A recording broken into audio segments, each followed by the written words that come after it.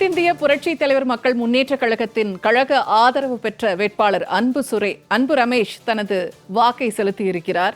பல்லடம் தொகுதி கழக ஆதரவு வேட்பாளர் அன்பு ரமேஷ் கணபதிபாளையம் அரசு பள்ளியில் காத்திருந்து தனது வாக்கை செலுத்தி ஜனநாயக கடமை ஆற்றியிருக்கிறார்.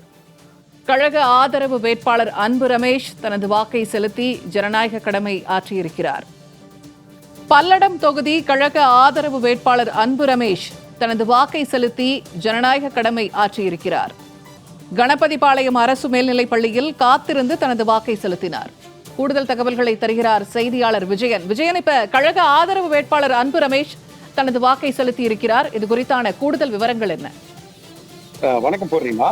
அதாவது திருப்பூர் மாவட்டம் பல்லடம் சட்டமன்ற தொகுதியில தென்னந்தோப்பு சின்னத்துல போட்டியிடக்கூடிய அந்த கழக கூட்டணி கட்சியினுடைய வேட்பாளர் அன்பு ரமேஷ் தனது வாக்கை கணபதிபாளையம் அரசு மேல்நிலைப் பள்ளியில நீண்ட வரிசையில காத்திருந்து ஜனநாயக கடமை ஆற்றினாரு. அதாவது பின்னலாடை நகரான இந்த திருப்பூர்ல இன்னைக்கு காலையில் 7 மணி முதலே விறுவிறுப்பான வாக்குப்பதிவு துவங்கியது.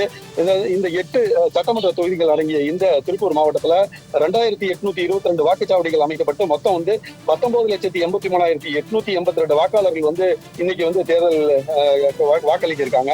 இந்த நிலையில வாக்குச்சாவடியில அந்த control unit, ballot unit, VVPAT இயந்திரங்கள் என மொத்தம் திருப்பூர் மாவட்டத்துல 10,778 வாக்குப்பதிவு இயந்திரங்கள் இன்னைக்கு வாக்காளர்கள் ஓட்டு போட வசதியா பயன்படுத்தப்படுது.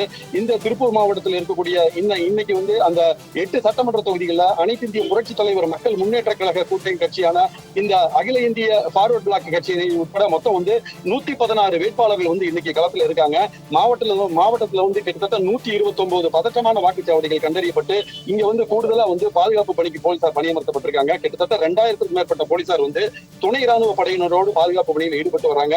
இந்த நிலையில தான் இன்னைக்கு திருப்பூர் மாவட்டம் அந்த பல்லடம் சட்டமன்ற தொகுதியில கழக கூட்டணி வேட்பாளராக போட்டியிடக்கூடிய அன்பு ரமேஷ் அவர்கள் இன்னைக்கு நீண்ட வரிசையில காத்திருந்து அந்த கணபதிபாளையம் பகுதியில் இருக்கக்கூடிய அந்த அரசு பள்ளியில வாக்கு செலுத்தினாங்க.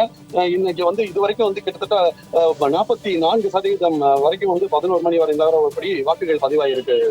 பூர்ணிமா, தகவல்களை பகிர்ந்து கொண்டமைக்கு நன்றி விஜயன்.